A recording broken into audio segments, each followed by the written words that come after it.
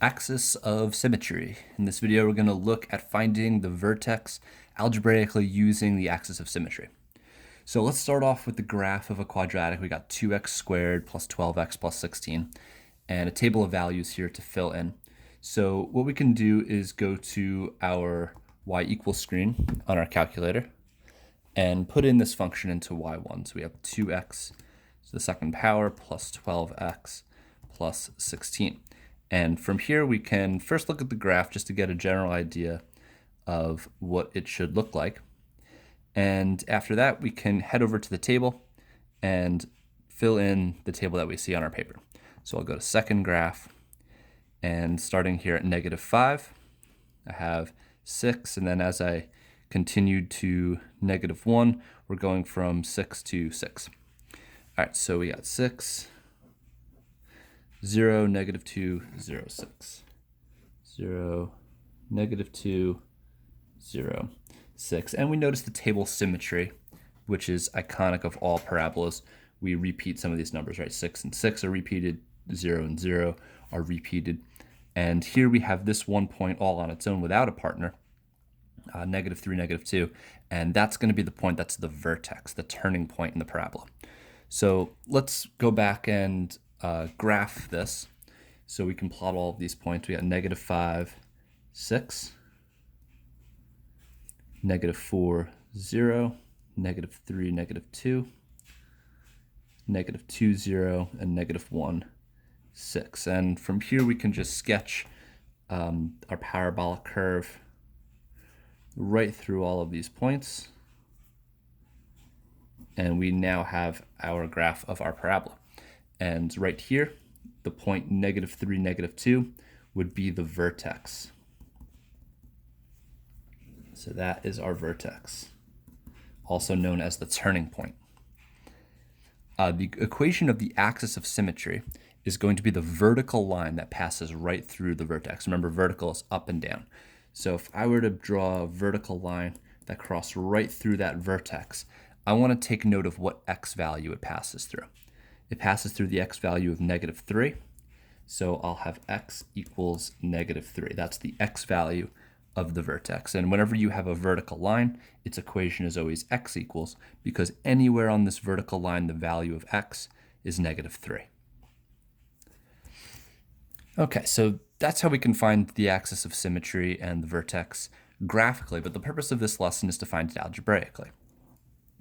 To that end, we have this formula. Given the standard form of a quadratic, the axis of symmetry can be expressed by x equals -b over 2a. So remember, the b value is the coefficient of x, and the a value is the coefficient of x squared. So find the equation of the axis of symmetry for this quadratic, 3x squared plus 8x minus 11. So I'm going to use this equation. I'll have x is equal to, and we know a is 3 and b is 8. 3 is the coefficient of x squared, that's our a. 8 is the coefficient of x, that's our b. So I'm just going to plug these numbers into this equation. So I have the opposite, the negation of the b term, divided by 2 times the a term. Okay, and then from here we can just continue. We'll have -8 divided by 6, and that can simplify to -4/3. So the equation of the axis of symmetry would be -4/3. We would say x equals -4/3. Nice and simple. And there is that work, as I did not realize it was not on the video. So I plugged in the b value for b, the a value for a, and then I just simplified. 2 times 3 is 6. -8 divided by 6 can be divided by 2 to -4/3. So x equals -4/3 is our equation of the axis of symmetry. Okay, let's move on. So from here, once we can find the axis of symmetry, we can also use it to find the entire vertex. So find the axis of symmetry. Let's go again.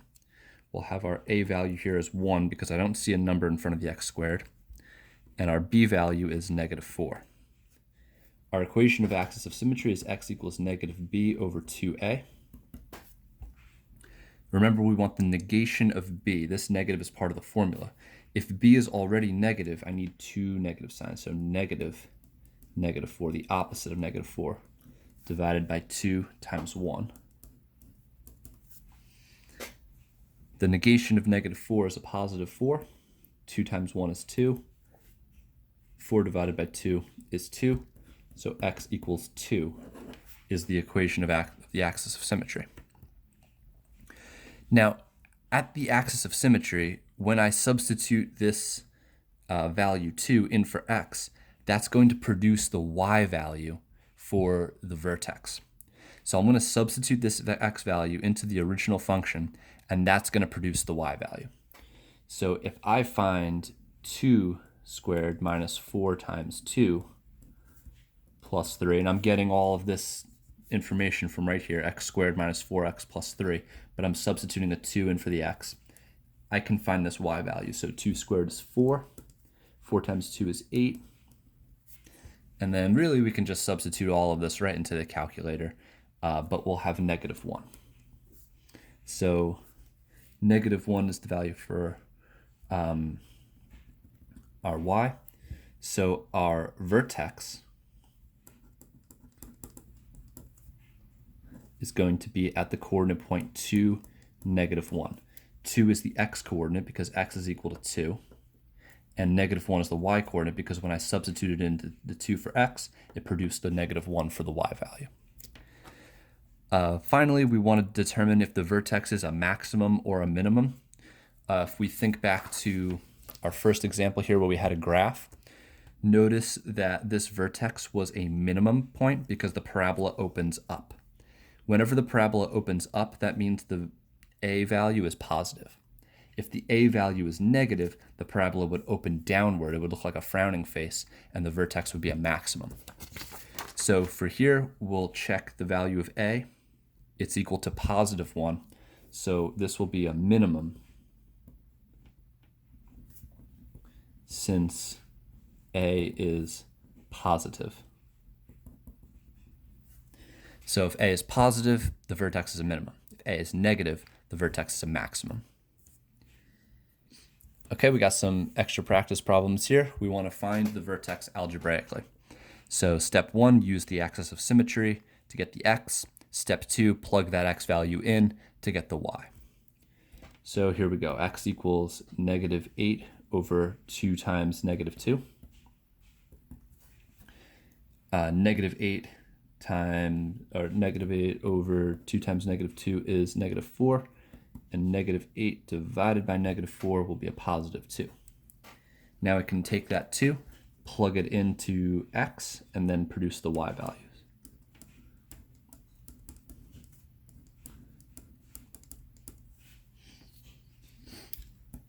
And all of this can be typed right into the calculator to save us some time.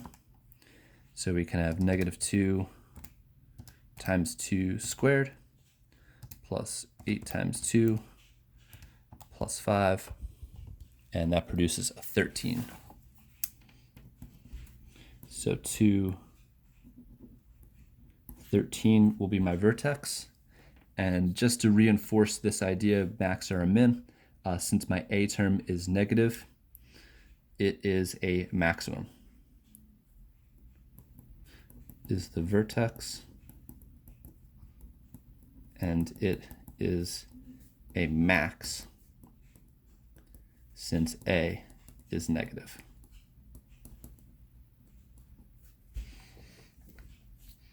All right, part B.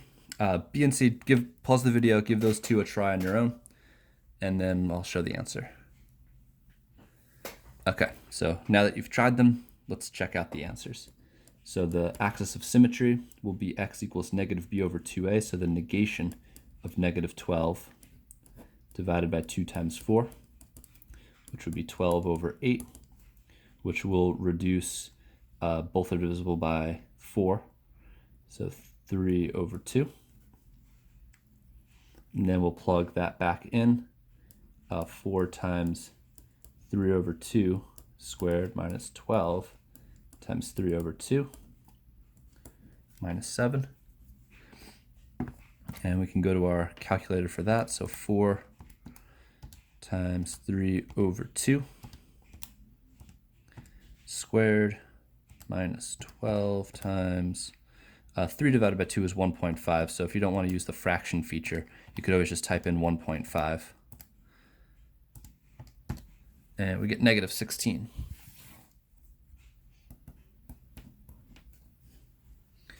Okay, so 3 over 2, negative 16 is the vertex. And since A is positive, and it is a minimum since A is positive.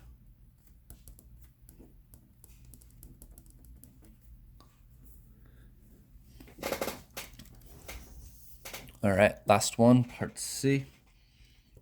We'll get our axis of symmetry, the x coordinate, negative b over 2 times a.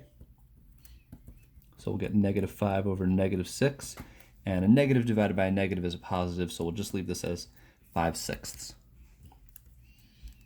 Okay, so then we'll have negative 3 times 5 over 6 squared plus 5 times 5 over 6 plus 9. And fractions make things confusing, so let's just use a calculator. 5 over 6 squared plus 5 times 5 over 6 plus 9, and we get, oh wow, 133 over 12. 133 over 12. So 5 over 6, 133 over 12 is the vertex. And since A is negative, it will be a max.